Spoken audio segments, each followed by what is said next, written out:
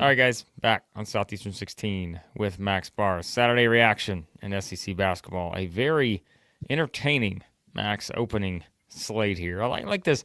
I wish we would have got this more during the regular season. 3 games, noon Yeah. Eastern tip. Then we'd have more to react to when we do these throughout the year. But I understand why it's scheduled this way on this Saturday in particular, the final Saturday of the regular season. But 3 games, Max, already going to be in the books here. And yeah, we'll have only one in progress tonight when we do our primetime reaction show, which is where we will talk all about the SEC tournament bracket, and we'll go through any other takeaways from the regular season slate. We'll also probably look ahead. So if you're watching this, you're a Kentucky fan, you're an Arkansas fan, watch this one. But no, tonight we're going to be talking more about your teams when we talk about the bracket once it is set. So intern Matthew has jumped in. W is in the chat. See you in Nashville.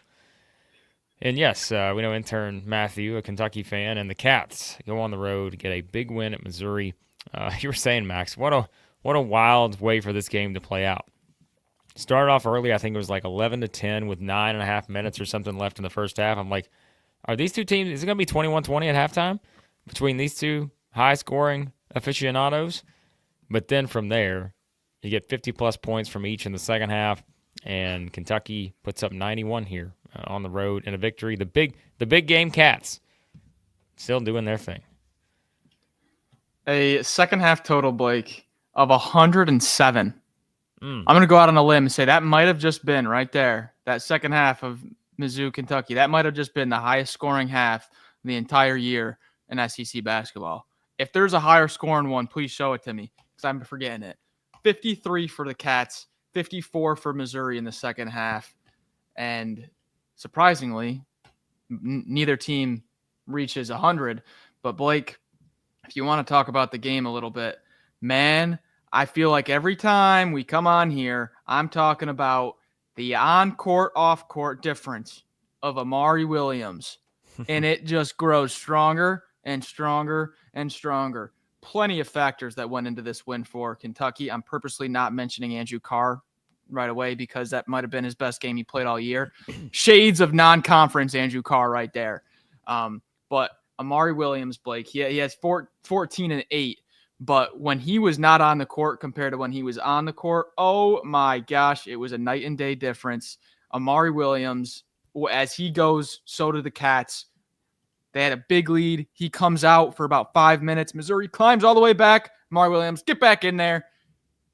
I thought the play of the game, though, was that Kobe Bryant save, whips it over his shoulder, somehow bounces through 2 Missouri defenders to who? Mr. Andrew Carr in the right place at the right time, kicks out to OA, bang, and that kind of felt like an early dagger there, Blake.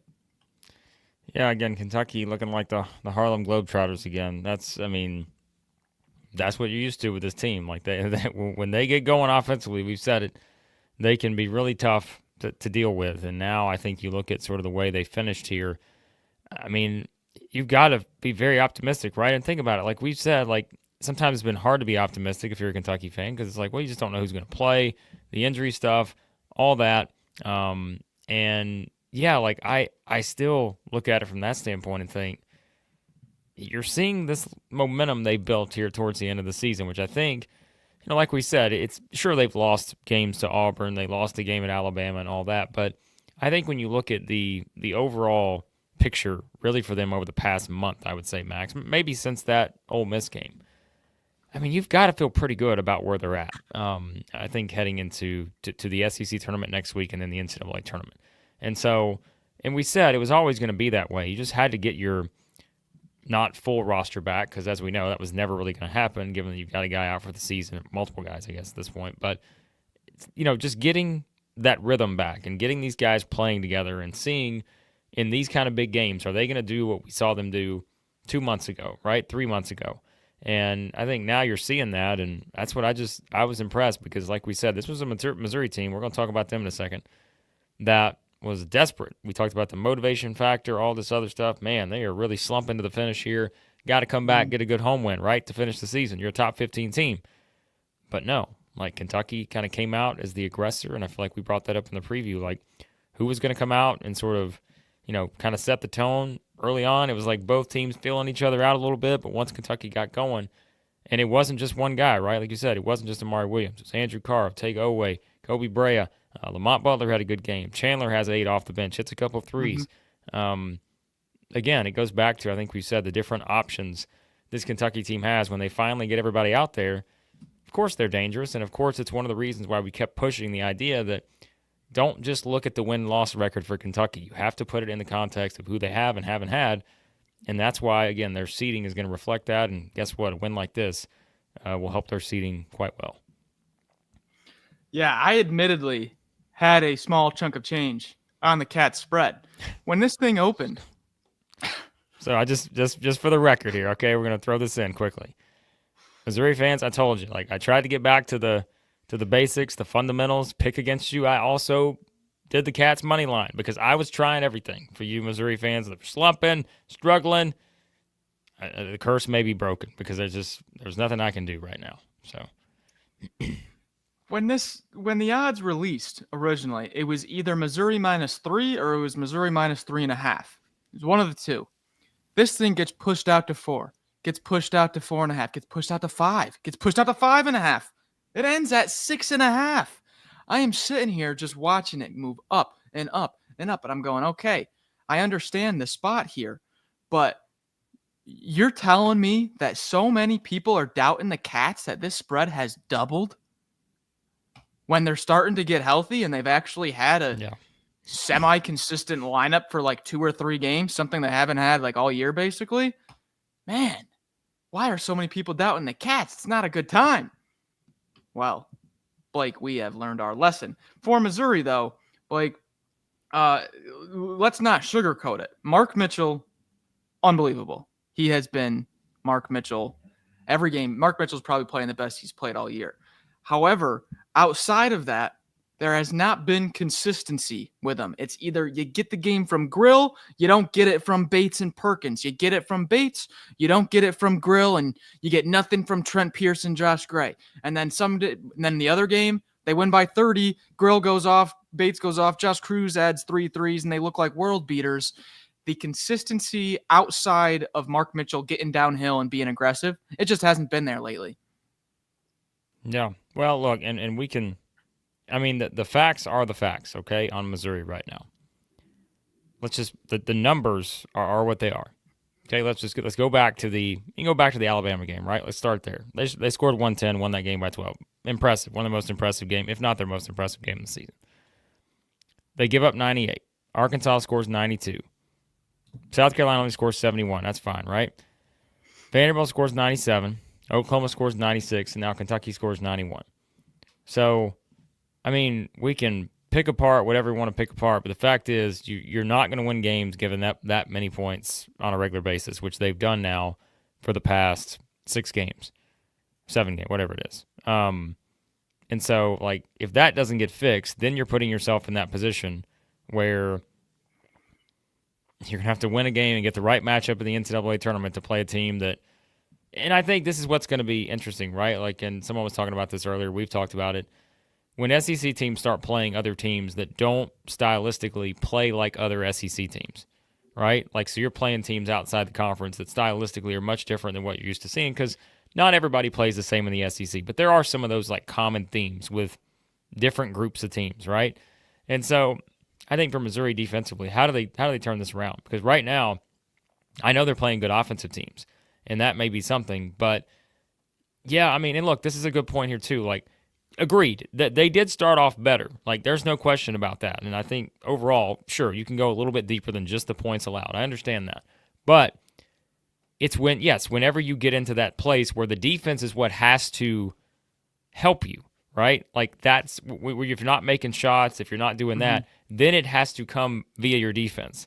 And right now, they don't have enough of those possessions in them, it seems, in these kind of games to be able to again, just be able to win these kind of games like this and not give up this amount of points. And again, I think this is a great point here because, yeah, it's just kind of you rely too much on your offense, but when that offense isn't there, which there are going to be games where it's not in terms of like the consistency and all that, you got to do it with defense. Right now, they're just not able to get over that hump.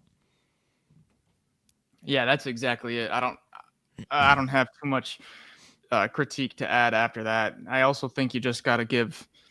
I think you got to give credit to Kentucky in this game. I don't think it was. I think they won it. But also, Blake, Yeah. who's the only team in the country that has beaten both Florida and Alabama? Right. Yeah. It's true. Yeah. So, It's yes, there. they're on a It's skid. just, yeah. Yes, they're on a skid. They got it. Like you just illustrated with the defense. It's got to get better, but still, this is the only team in the country that's beaten both Alabama and Florida. They got the pieces. It's got to get put together. Kentucky just came out and they were the better team, though. It was a slow start for both teams, and Kentucky is the team that found their style of play quicker. They got out to that lead.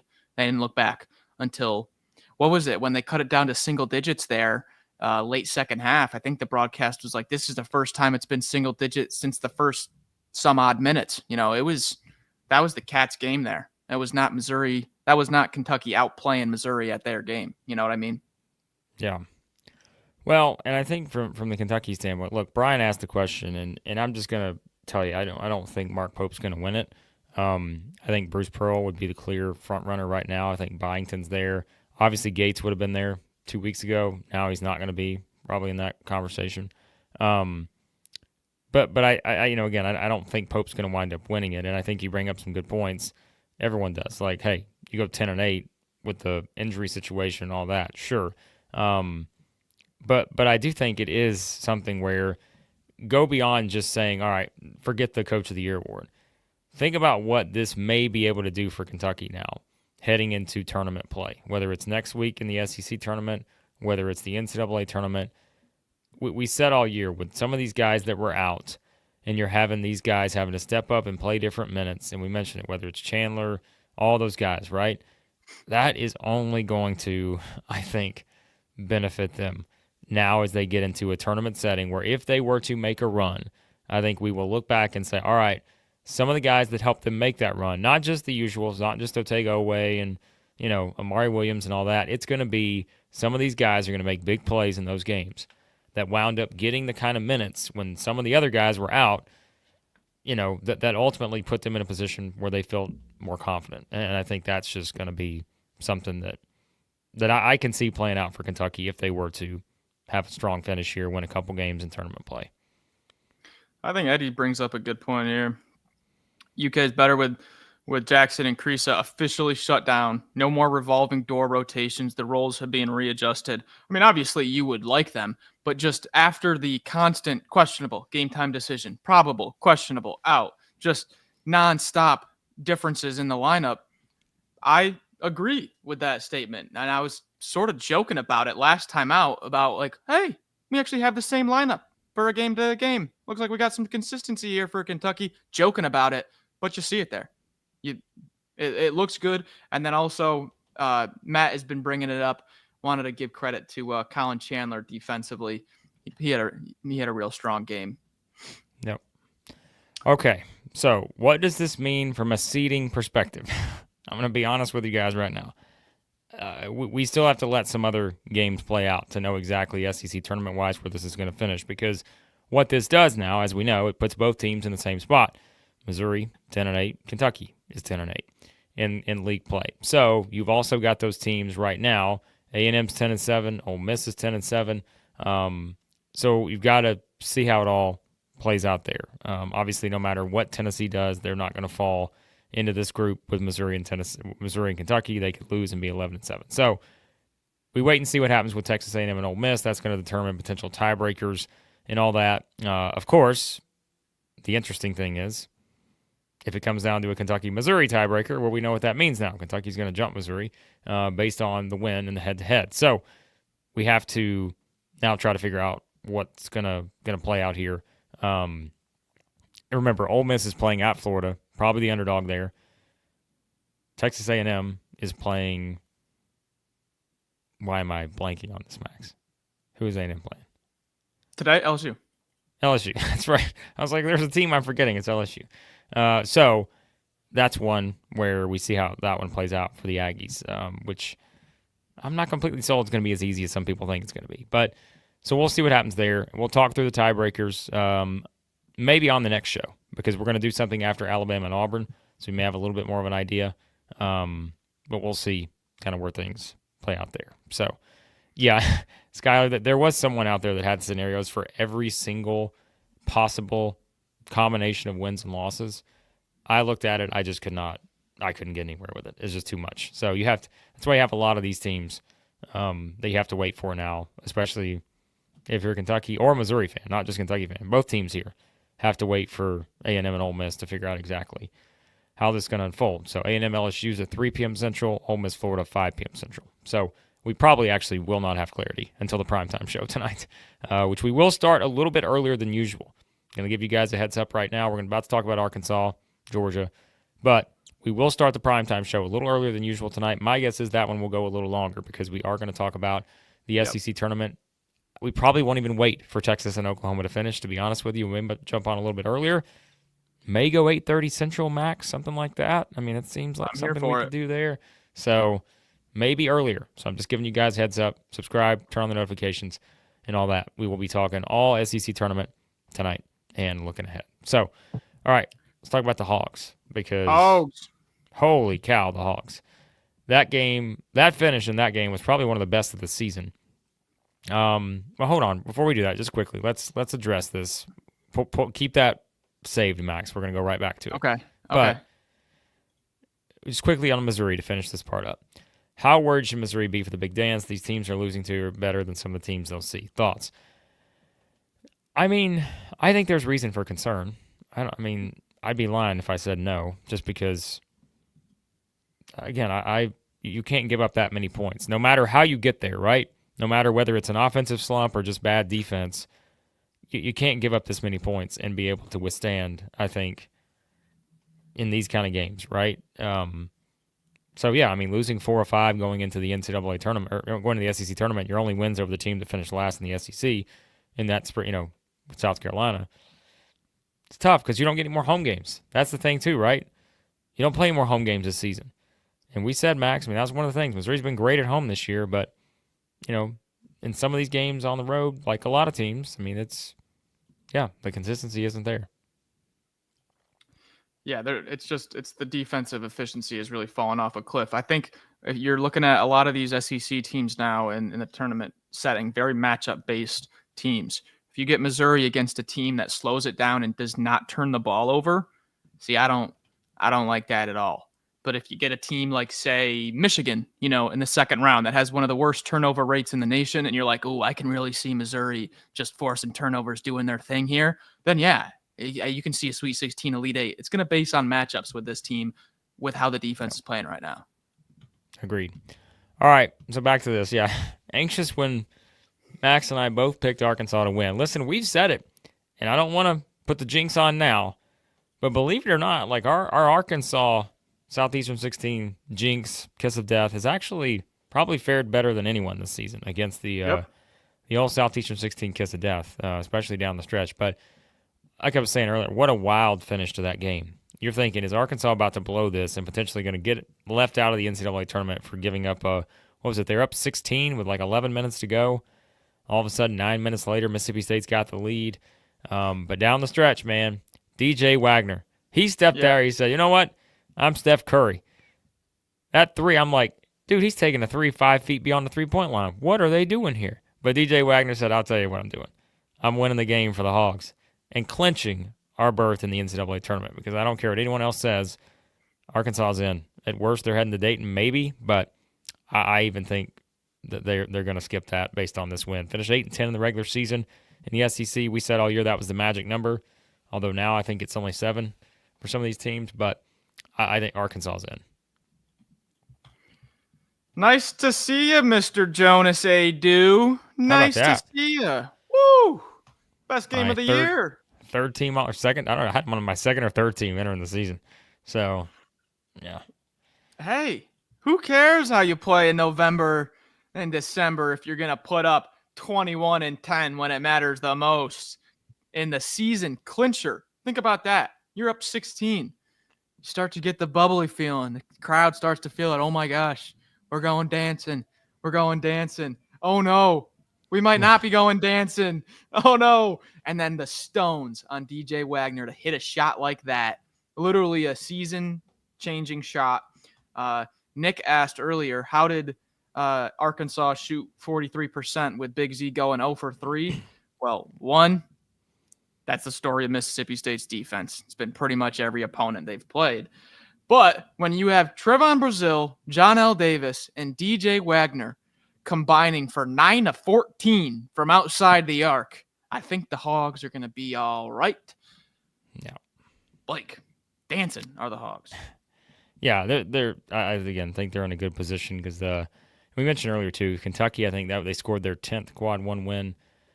Yep. For Arkansas now, that's not a quad 1, but that was where we said Mississippi State was just a couple of spots off. But I don't think that's a huge difference if you're the committee looking at it. You're like, is it a huge difference if they beat the number 33 team or whatever versus the 30? I mean, we may see it as 1 versus 2 in terms of quad wins, but I don't necessarily think the committee's going to see it that way. They're going to see a team that finished strong here. And yeah, like I keep looking at the way they're playing right now, right? And it's just, they're just such a different team offensively. And you pointed out earlier, I mean, it's like people will keep bringing it up, but man, when Boogie Flan went out, look what happened, right? And that's not, at least in our, argument here, it's not a knock on Boogie Flan. I think it just became what they had to sort of be at that point. Them realizing, all right, we don't have this guy on the floor. We now have to come up with something else. We've got to get a little bit more creative. But also some of those guys that had not stepped up to that point had to step up. And so however you want to twist it, to me, don't do it to knock Boogie Flan because he wasn't the issue here. It was just a matter of somehow this combination that they now have had to work with is going to be something where it's working, right? It's working really well. And I think for a team like this, that's finished winning 4 or 5, but it's not just that, Max. I think, we're talking about the scoring like Missouri's given up. Look at how many points Arkansas has scored. 92 against Missouri, 86 against Texas, 90 against Vanderbilt, 93 against Mississippi State. I know they had the South Carolina game in there. And perhaps that's the one we're going to look back on if they lay an egg in the NCAA tournament. We're like, all right, well, that was the one that kind of told us they were capable of this. But that's kind of been the outlier, right? Like, that's not the norm anymore for this team. And I think you can tell from a game like this that they're coming out, they're more confident in shooting the ball. Getting to the free throw line, that's always, I think, for this team. Look, if you can get there, that's going to help just because, it's an easy, uncontested shot.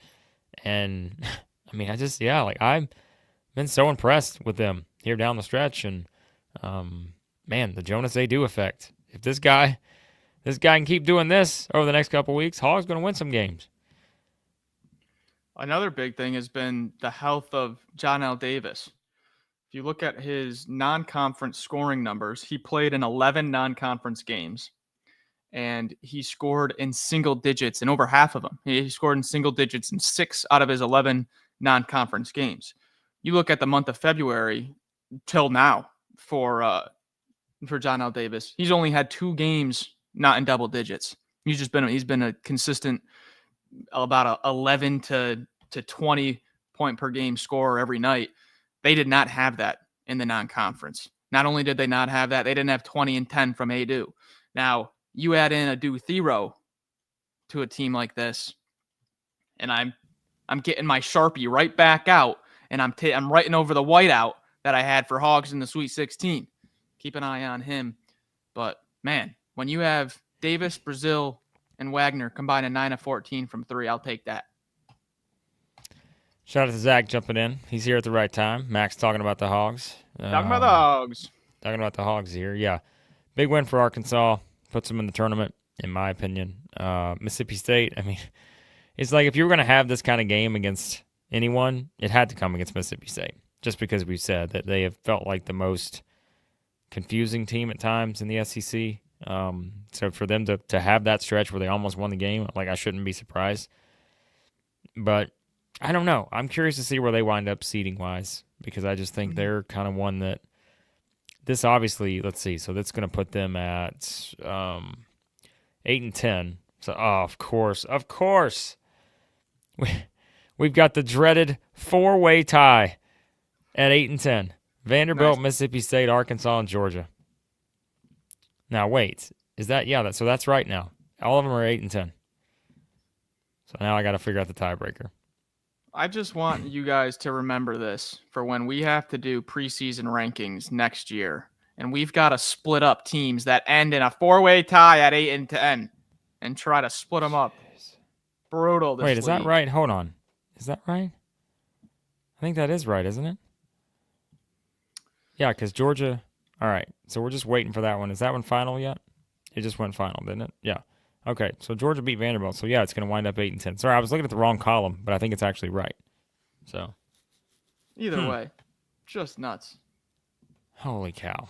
All right, well, I'll do those tiebreakers in a little bit. If anyone else has the time, sorry, we're running a live show here. If anyone else in the chat wants to do it, let me know. Just to update you real quick, because we do have other games to get to watch. South Carolina has the lead with a minute left in the first half on Tennessee, and Alabama is up by 8, 7 minutes into the game. I did see Big Baller Brett leave the comment of "stop the game now" earlier, so I knew Alabama was leading. But yeah, so okay. Matt says $5 super chat. Did we forget Kentucky just beat Missouri on the road? What's the bacon talk about? Come on, Matt. Matt also said that he knows Sanders personally, like the modern day Henry Ford. Wow. How about that? I can't think of a better endorsement for our friends at Sanders, who we'll talk about here shortly. But yeah. So, that's right. Arkansas did beat them all. Simple enough. I forgot about that. Arkansas beat all those teams. So Arkansas, congratulations. You now hold a higher seeding. So there you go. Simple enough. So, well, there you go. So the Hogs, yeah, they did make some movement up there. So, okay. So Arkansas is the 9 seed. So they're going to play. Oh, no. There's a scenario we said you don't want. Arkansas's got to play South Carolina. Oh, man. They want revenge. Oh, no. Well, hey, the way South Carolina's playing right now, are we sure they're going to still be there? Trust me, they're still going to be there. By the way, this is actually an interesting point. If you're Arkansas, you play a game in the first round that's not going to do anything really for your tournament resume. So even if you win, it doesn't give you anything, probably. Just by beating South Carolina, you're not going to get much of a boost, right? Right. And then the second round, you're going to turn around and play, well, I guess we don't know. It could be, I don't know who it's going to be. So, it's going to be wild. Wild stuff. So, I can already tell we are going to be on our primetime stream tonight, and we're going to be like, hey, remember when it was right after the Cats-Mizzou game, and we were breaking our brains trying to do all the tiebreakers? Could we have imagined it's my own fault. You know, it's my own fault. I didn't have to do the SEC tournament updates every week like I've done for the past, month and a half now. But I'm like, you asked give the people want to see a bracket. All right. So I've been putting it out every Saturday, and yeah, I mean, people want to see it, or after every game, midweek and weekend action. So it's fine. We'll know tonight. We won't have to do all the math because tonight we'll have the bracket and we'll get to actually look at it. So, all right, let's tell you quickly about our friends at BracketBids. We're talking about brackets, and then we'll finish up quickly with Georgia. You don't have to just fill out a bracket. You can take your college hoops experience to the next level with BracketBids. Mr. BracketBids is going to be joining us here soon I think on our Selection Sunday show. Mr. BracketBids is going to come on and tell you guys why you have to sign up for it. Enter into the free pick'em contest or start an auction draft league with your friends, family, or coworkers. We're doing that. So remember, join the It Just Means More tier. You may have a chance to be in our auction draft league. Everyone starts with the same bidding dollars. Up to you to outwit and outbid your league mates to secure the teams you think will go the distance. Choose from multiple scoring models, including upset bonuses to reward the bold picks. Track your teams with live in-game scoring. And watch the standings shift in real time. The further your teams advance, the higher you climb the standings. For league play, use that promo code SE16 for 40% off. SE16, 40% off. Download the BracketBids app today or visit them at bracketbids.com. Somehow, Max, I did that without coughing, but it's time to cough, so you can speak. Okay, yes. And as Blake was doing that, I was looking back at last year's South Carolina-Tennessee game at Tennessee. Something about Mont Harrison. He likes playing in Knoxville, I guess. Yeah. Got a weird feeling about this one. Yeah. Shout out to Nick, though. Yeah, by the way, everybody, we got company coming next weekend. You guys got to clean the house up. Yep. No fighting. All right? Company. All right. Georgia. The Dogs are in.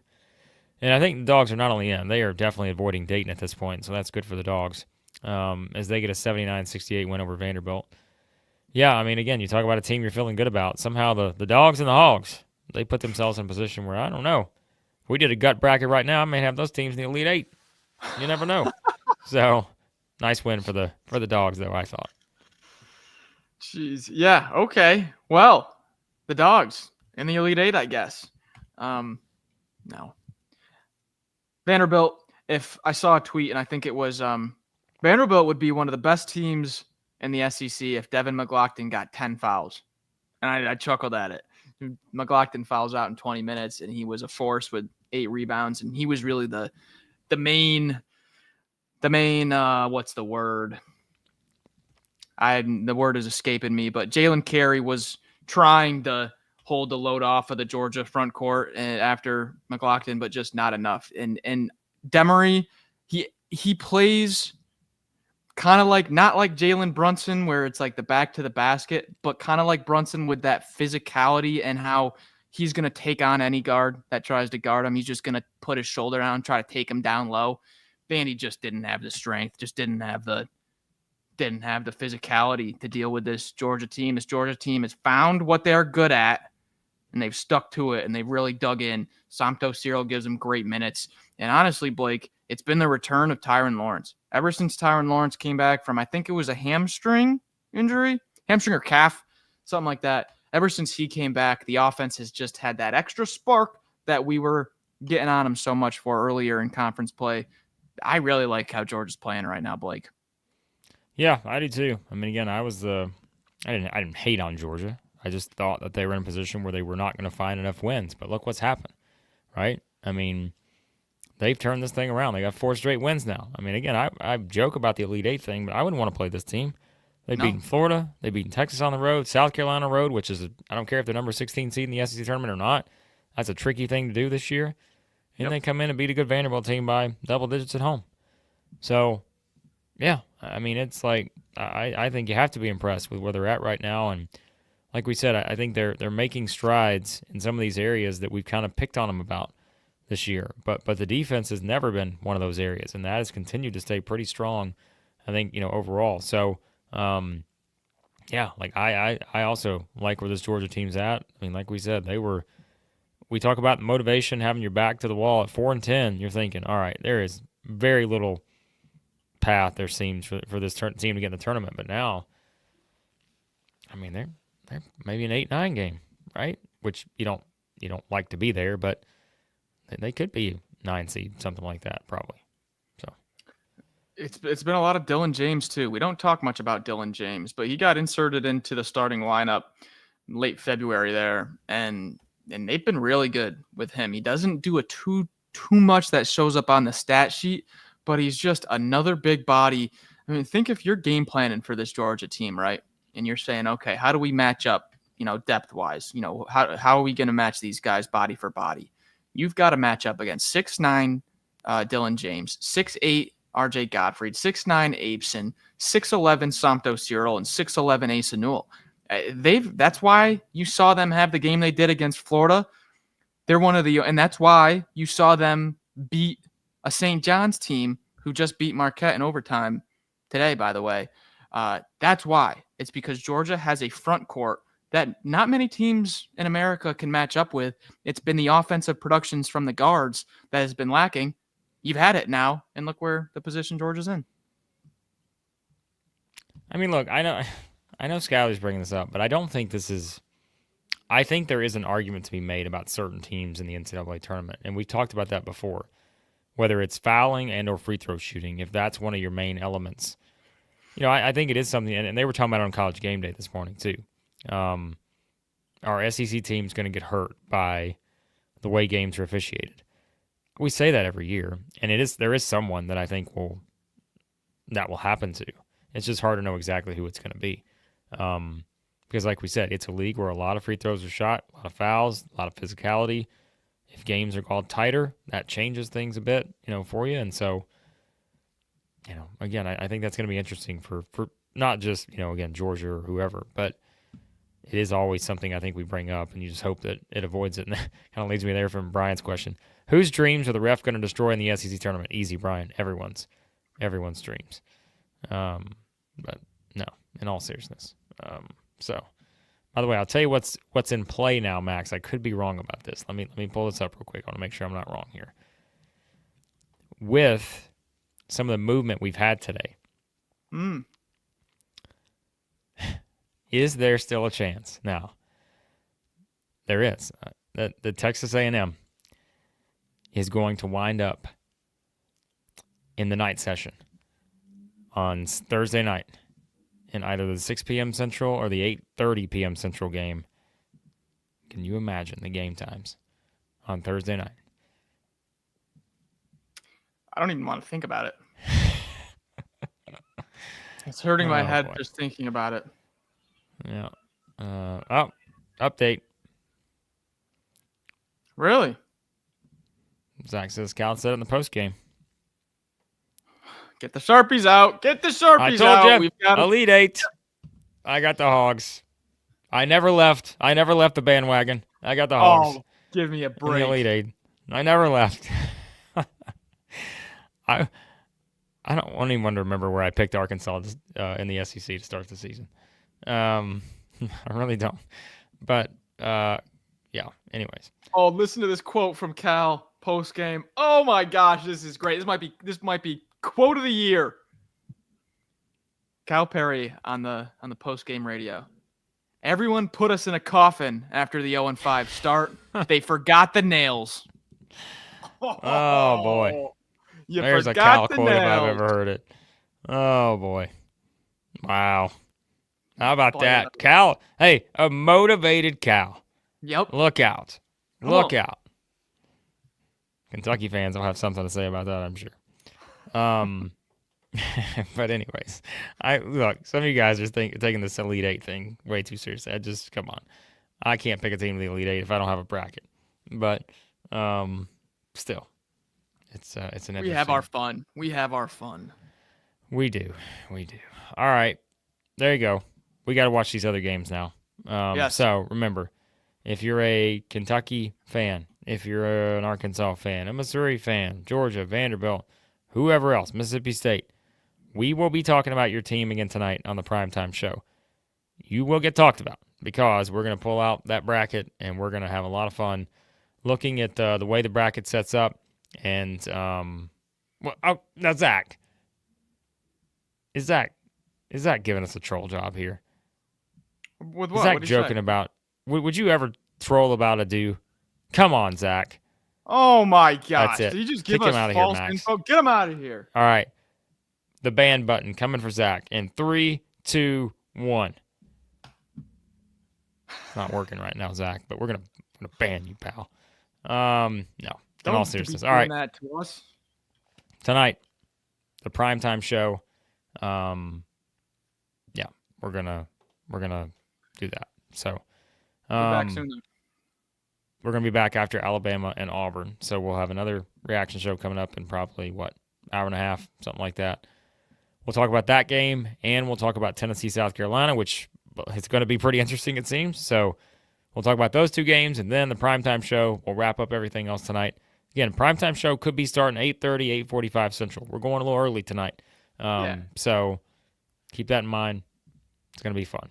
Appreciate you guys watching as always. Subscribe, turn on your notifications. And if you need to watch the stream tonight in another location, then all you got to do is move. Because you can do it with our friends at Sanders Moving, formerly known as Ted R. Sanders Moving and Sanders Logistics, the leader among moving companies in Nashville, Tennessee, and the surrounding area. Their team of professional movers focused on delivering efficient, hassle-free moving at an affordable price. Whether you're moving across town or across the country, Sanders Moving has you covered. Visit them at tedrsandersmoving.com. I'll give you a better one later on. The voice is still hanging in there, but it's not the best. All right. Notifications. Turn them on. We'll talk to you guys soon. Southeastern 16.